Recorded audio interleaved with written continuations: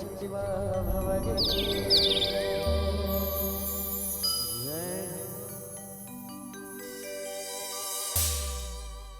कि बोलिए लंगड़े महाराज की जय हो, बोलिए छत्तीसगढ़ माता रे की जय हो।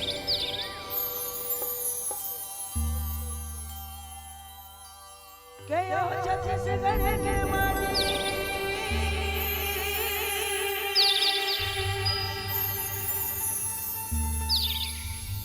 बड़ा प्यारा लागे,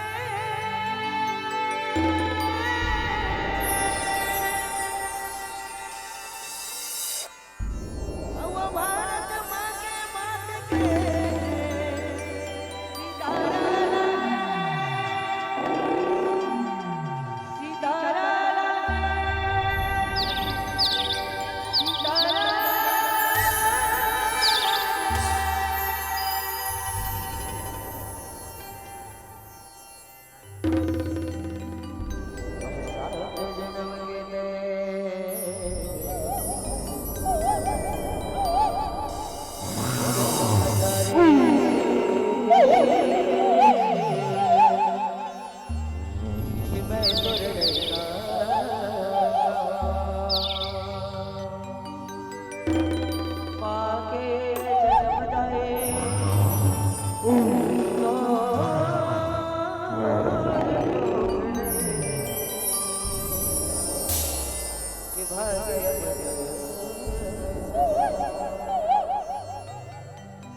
के धर्म धर्म मोर छत्तीसगढ़िया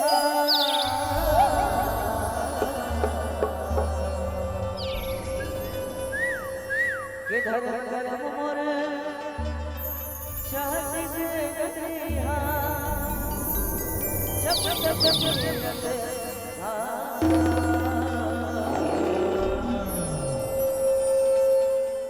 भैया हो जाओ बतोरे आशीष बस तोरे गुणगा बस तोरे गुणगा छत्तीसगढ़ माता रे की हो चले जाओ सब संगवारी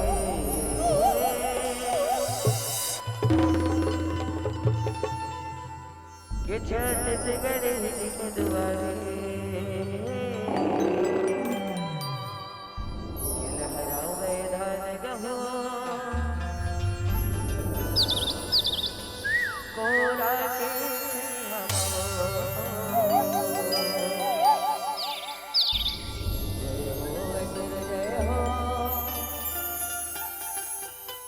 छत्तीसगढ़ मैया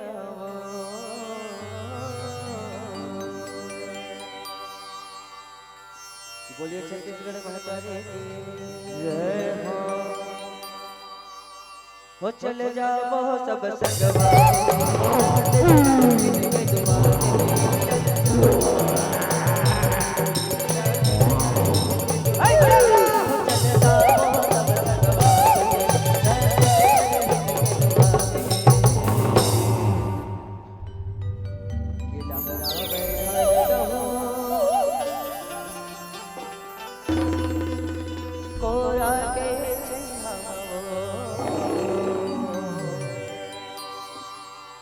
जय हो बेकर जय हो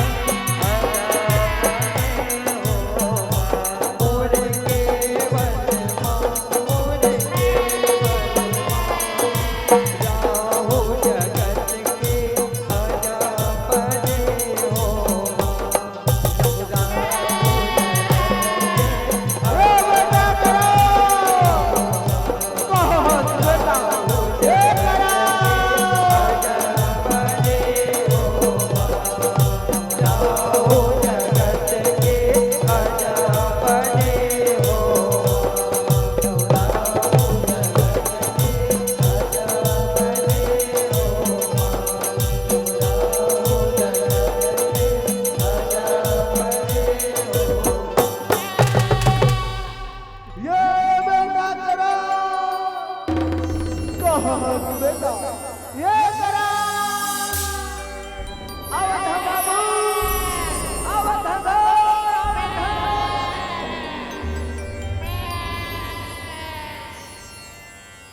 कहाँ चल रहे बेटा कहाँ चल रहे अच्छा आवाज देवत रहे बेटा जाना छत्र बेटा आज ये बलि देना है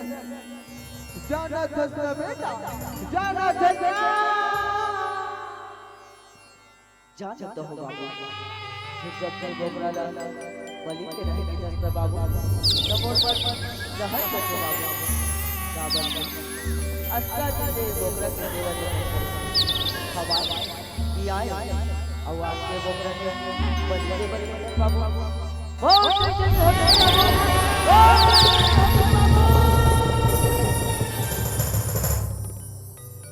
ये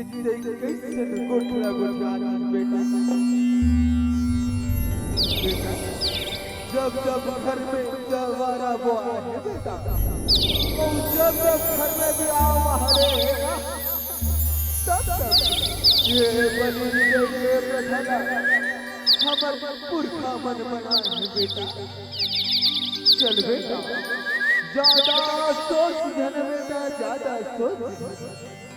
धारिये परसाला और पूज दे बोकरा बेटा पूज दे बेटा पूज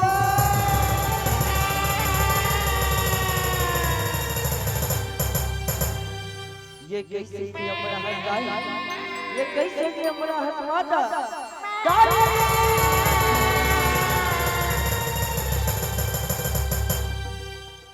तू लगा मरी में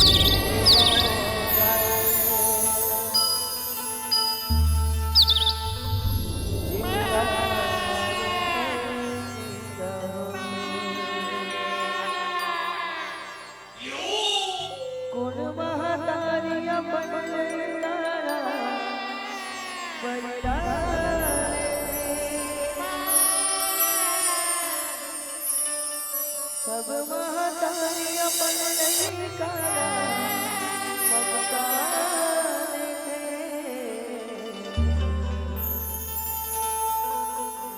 बेजुबान के मरते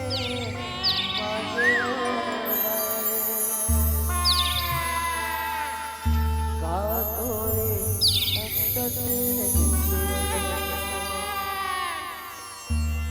ला ला ला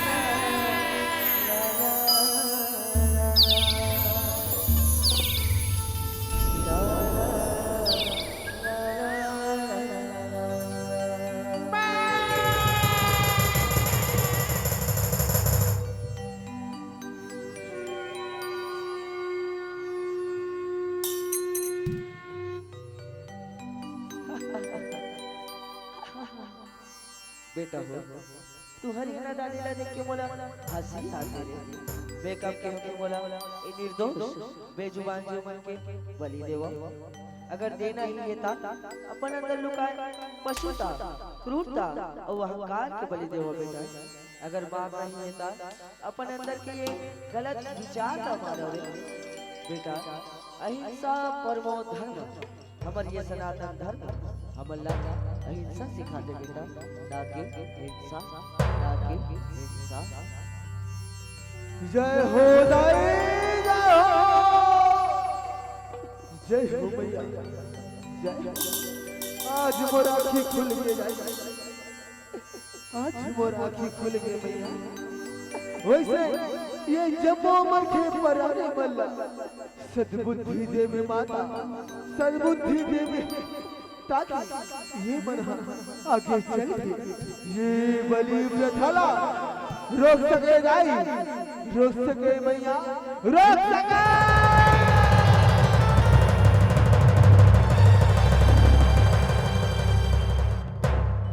ताओ मंच में विराजमान हमारे जितना भी दर्शक देख गए देकर मन से एक बार अनुरोध करना चाहूँ कि दोनों हाथ उठा के एक बार जोरदार माता रानी के जयकारा के साथ ये बलि प्रथा के कुरीतिला खत्म करे के छोटे से प्रयास चालू करना है। तो चलो दोनों हाथ पहले तो ऊपर कोई महान विद्वान के गए नामों पर सब तो याद है। कोई महान विद्वान के गए हैं कि जिसका दोनों हाथ ऊपर उसका किस्मत सुपर। तो जैन जैन माता रानी के दरबार में अपन अपन किस्मत सुपर बनाना है वो दोनों हाथ ऊपर करो और जैन लनी बनाने हैं अंदर में। ठीक है चलो और जोरदार जयकारा लगाओ। कैसे है कि बोलिए आदि शक्ति मां भवानी की, कि बोलिए लंगरे महाराज की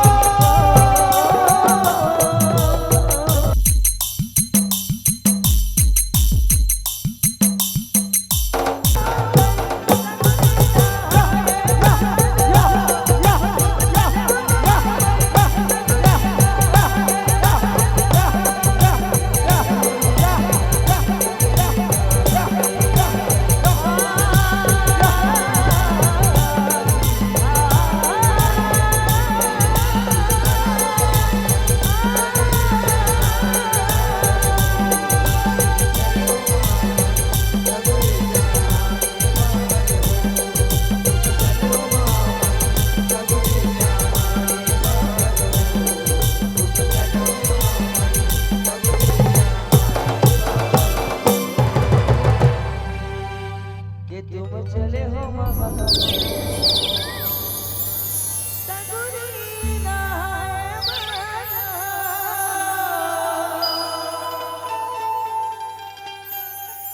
तुम चले हो